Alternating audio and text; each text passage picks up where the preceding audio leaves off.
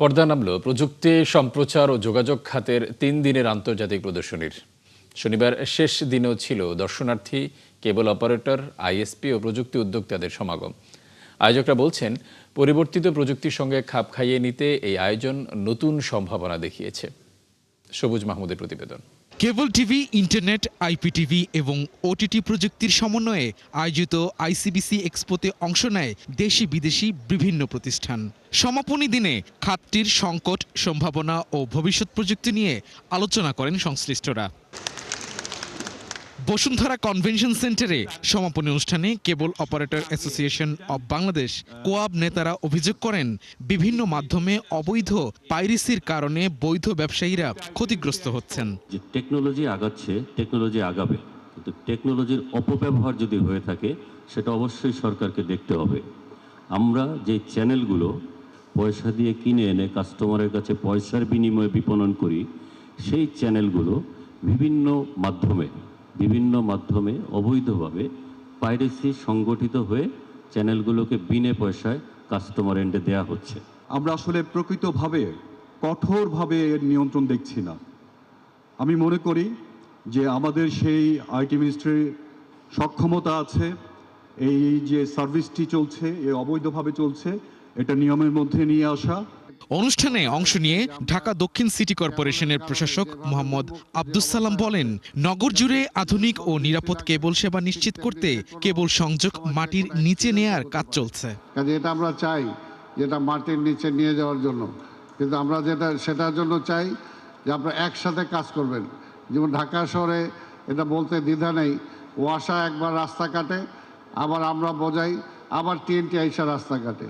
ঠিক আপনাদের বেলাও যাতে এইরকম না হয়। প্রধান অতিথির বক্তব্যে তথ্য প্রযুক্তি মন্ত্রী কৃত্রিম বুদ্ধিমত্তা সহ আধুনিক প্রযুক্তি ব্যবহার করে সেবার মান বাড়ানোর আহ্বান জানান। পাশাপাশি সরকারের তরফ থেকে প্রয়োজনীয় কারিগরি সহায়তার আশ্বাস দেন তিনি।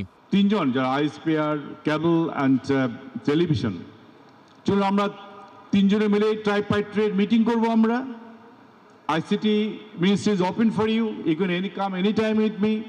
আপনারা যখনই চাবেন আপনাদের সমস্যা নিয়ে আমার কাছে আসবেন, আপনাদেরকে নিয়ে সবাইকে নিয়ে বসেই আপনাদের এই প্রবলেমগুলো ইনশাল্লাহ সলভ করে দেব। প্রদর্শনীতে অংশ নেওয়া প্রতিষ্ঠানগুলো বলছে, এই আয়োজন নতুন গ্রাহক তৈরি ও ব্যবসায়িক নেটওয়ার্ক সম্প্রসারণে গুরুত্বপূর্ণ ভূমিকা পালন করছে।